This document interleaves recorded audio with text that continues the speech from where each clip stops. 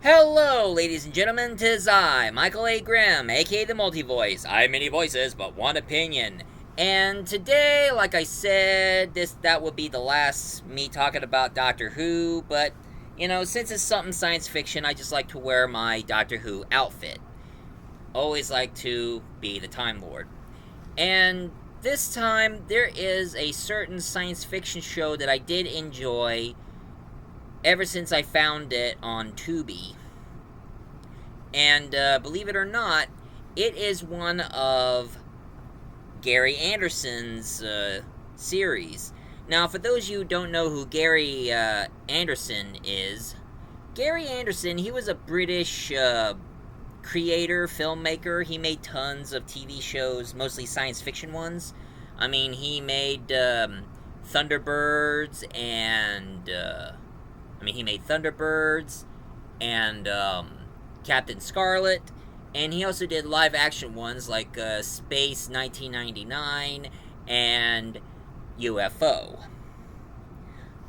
But the show I'm going to review to you today is another one of those puppetry kind of shows.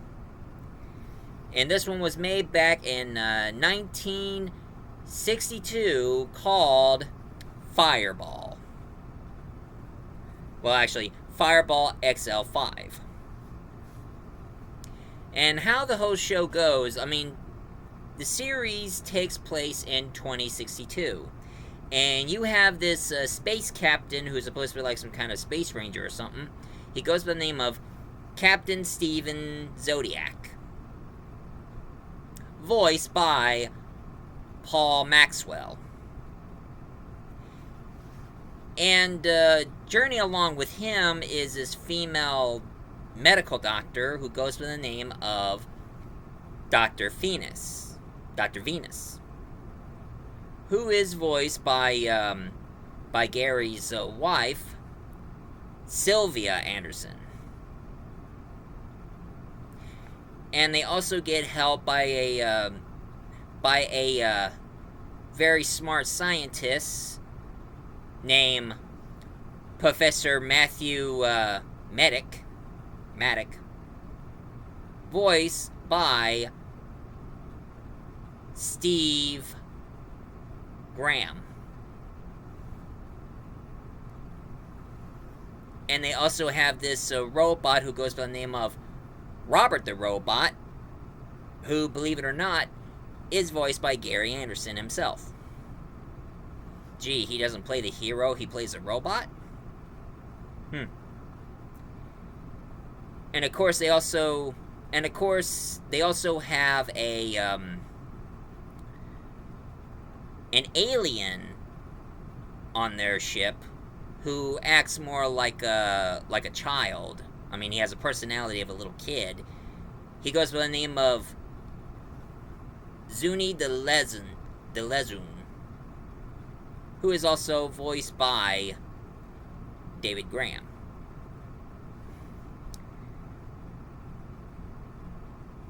And the one who is in charge is none other than Commander Wilbur Zero, who is voiced by John Bluthal. And also his Lieutenant 90, who is also voiced by David Graham.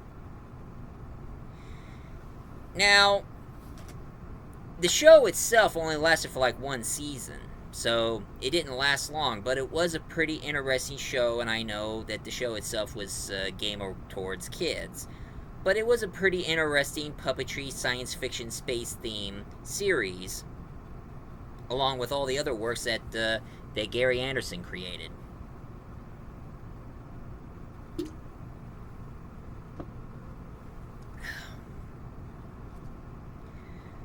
And throughout their journeys, they always kept meeting a lot of people, a lot of different things. Like the lieutenant always imagined if he was the commander, or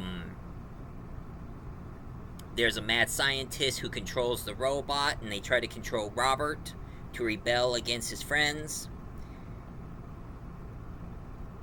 But most of their situation, they always dealt with the same old alien species who calls himself the Subturians. That's what they're called, the Subturians.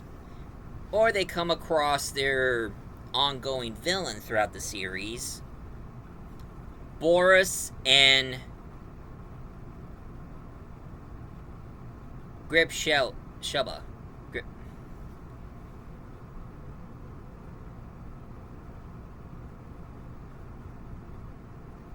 Gribshell. Gribshells. Gribshella. Gribshelda. Gribshelda. Gruhilda. Go. I can't get the names right.